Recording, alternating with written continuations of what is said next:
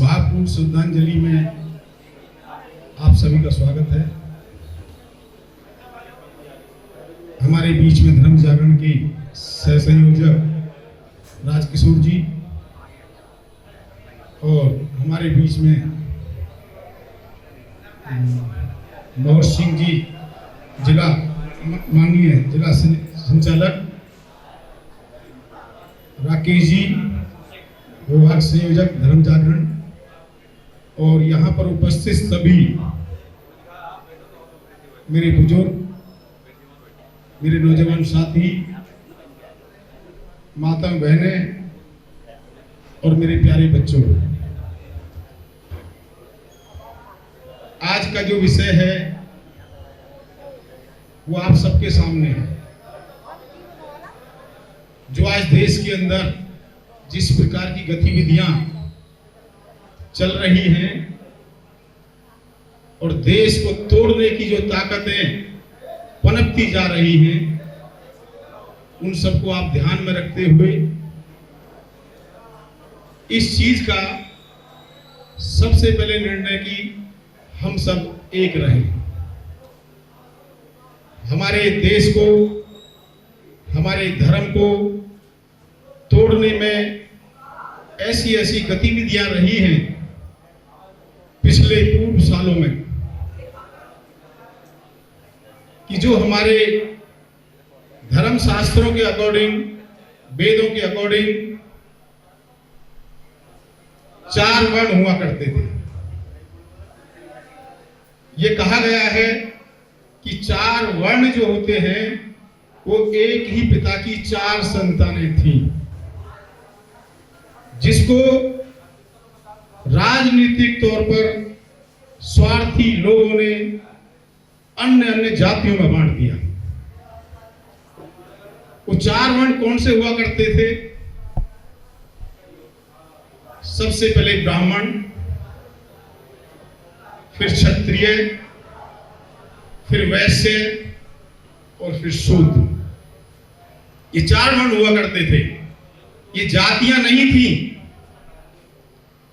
मैं आपको ये बात इसलिए बता देना चाहता हूं कि हमारे हिंदू धर्म को तोड़ने के लिए साजिशबाजों ने वो साजिश की कि जो भी व्यक्ति जो कार्य कर रहा था उसे उसी जाति से जोड़ दिया गया, जबकि ये देश को तोड़ने का सबसे पहला कार्य था। एक घर में एक बाप के 4 बेटे होते हैं, उनमें हमने फर्क करना शुरू करवा दिया। जो विद्वान होता था उसे ब्राह्मण का रूप दिया जाता था, उसे देश को, अपने परिवार को, अपने गांव को ज्ञान के रूप में उसे शिक्षित और शिक्षा देने का अधिकार हुआ करता था। जो क्षत्रिय होता था वो उन सब की रक्षा करता था। जो वैश्य होता था उन सबका पालन पोषण, भरण पोषण करता था उस परिवार का। और जो शूद्र होता था, जो पढ़ा लिखा नहीं था, जो शक्तिशाली भी नहीं था, जो कमाने में भी थोड़ा असमर्थ था, उसे शूद्र नाम दिया गया था कि वो उनकी सेवा करे, सेवक के रूप में। ऐसा नहीं था कि वो एक निम्न श्रेणी का हो गया। यहां से बात शुरू होती है कि हमने जातियों में बांट बांट के अपने हिंदू धर्म को तोड़ डाला, बिखेर दिया, उसके अनेकों अनेकों बहुरूप बना दिए, अनेकों अनेकों पंथ बना दिए, उसे अनेकों अनेकों जातियों में बांट दिया और हमारा धर्म, हिंदू धर्म टूटता हुआ चला गया, आज बिखर गया। भाइयों, मैं आपको ये याद दिलाना चाहता हूं कि भारतवर्ष इतना विशाल था कि पूरा विश्व भारत में ही समाता था। पूरा विश्व, हम ये कहें कि भारत ही पूरा विश्व था जो आज बिखर गया है। आप पूर्व काल को उठा लें, रामायण काल से उठाना शुरू करें अमेरिका में कौन रहता था? राजा रावण। कहां का रहने वाला था? विसरक, आज ग्रेटर नोएडा में है। विसरक गांव का था, विश्वेश्वर ऋषि का पुत्र था। वहां से जाके उसने वहां राज किया। रावण कौन था? ये रावण का छोटा भाई था। उसने, जिसे हम पाताल लोक बोलते, वो अमेरिका हुआ करता था। वो पाताल लोक है, जिसे अमेरिका। ये सब हमारे हिंदू धर्म के टूटने के कारण सब बिखर गए। भारत के अनेकों टुकड़े हो गए और भारत सिमटकर एक बहुत छोटी सी आबादी में रह गया। विश्व में अगर कहीं हिंदू बसता तो थोड़ा भारत में ही रह गया। बाकी हिंदुओं का हर जगह से पलायन हो गया, मार दिया, उनके साथ अत्याचार हुए, उनके साथ ऐसी ऐसी घटनाएं हुई बड़ी बड़ी शर्मनाक, जो आप देखते हैं। तो आज ये धर्म जागरण का काम हमारे संघ में जो चल रहा है, इस चीज के लिए कि हम सब फिर से एक हो जाएं, क्योंकि अनेकता में ही हम एक होना चाहें तो हो सकते हैं, क्योंकि एक से तो अनेक हो गए, बिखर गए।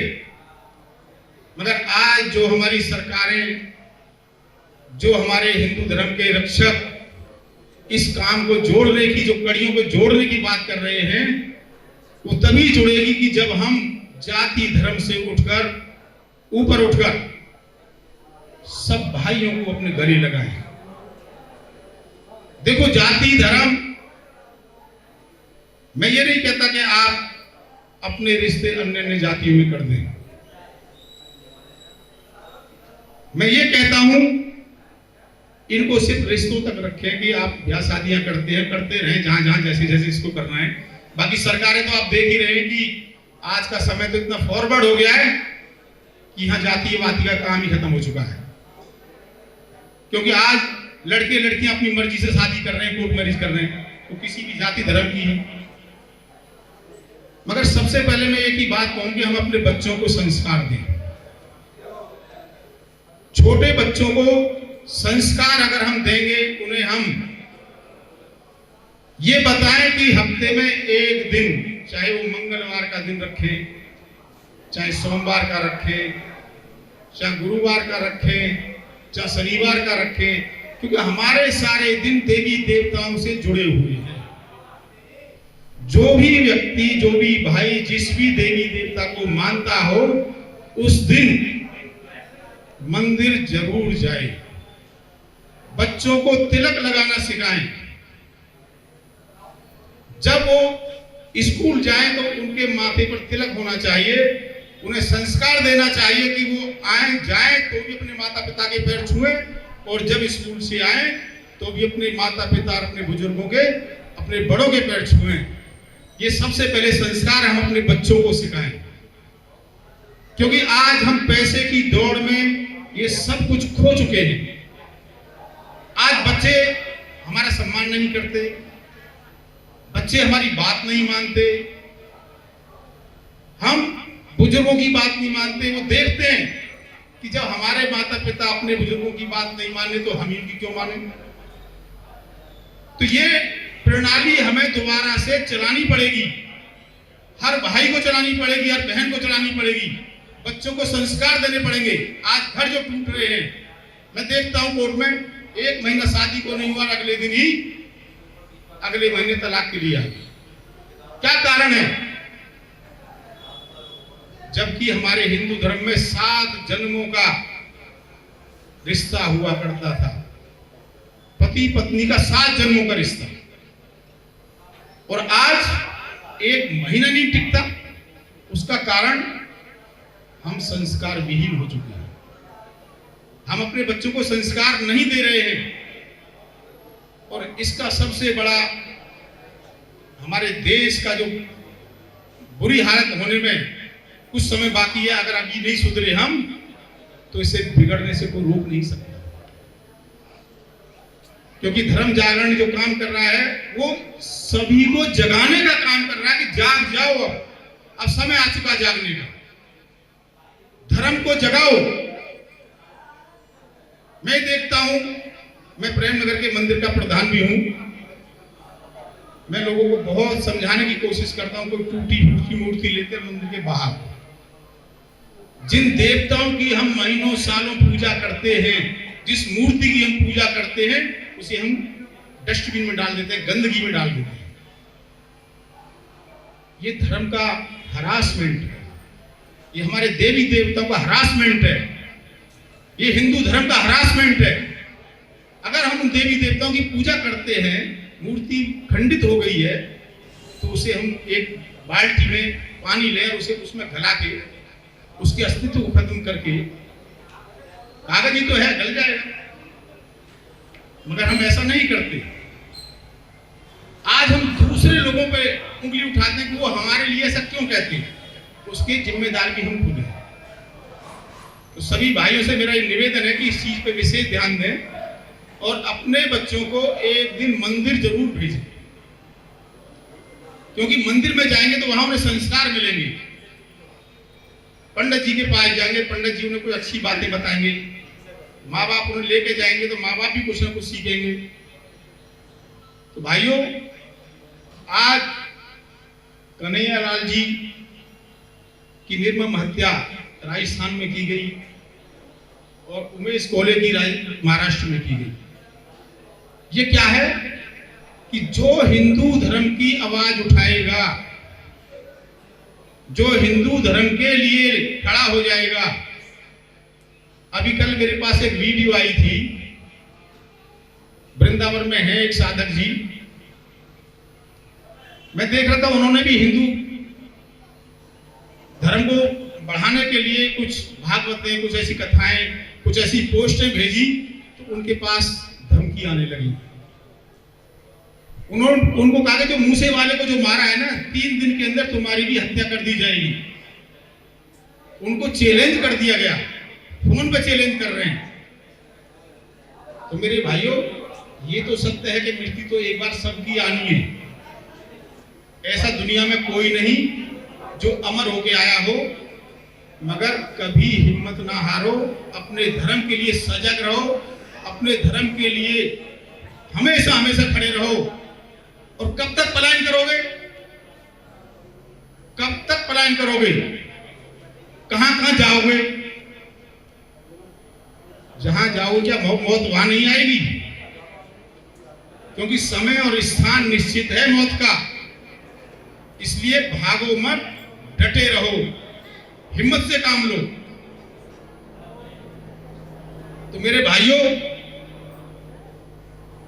बोलने के लिए तो बहुत कुछ होता है, मगर समय का भी अभाव होता है, क्योंकि मेरे बीच में और भी बहुत वक्ता हैं। ज्यादा ना कुछ कहते हुए मैं अंत में एक ही बात कहूंगा कि अपने हिंदू धर्म को बचाने के लिए घर घर जाइए, घर घर प्रचार कीजिए और ये धर्म जाति से ऊपर उठकर अपने हिंदू भाइयों को गले लगाइए। और तभी हम अपने हिंदुत्व को मजबूत और ताकतवर खड़ा कर सकते हैं। और ज्यादा कुछ ना कहते हुए एक ही बात कहूंगा कि अपने पास जो आपके हिंदू देवी देवता भी कुछ हथियार रखते थे, उनके लिए कोई मना नहीं कर सकता आपसे, क्योंकि वो हथियार पूजनीय होते हैं। आप अपने पास भी रखें, लाइसेंस बनवाएं, अपने सरकार से लाइसेंस लें, क्योंकि कोई भी लड़ाई रहते नहीं लड़ी जा सकती। कम कहना और ज्यादा समझना। धन्यवाद। जय हिंद, जय भारत।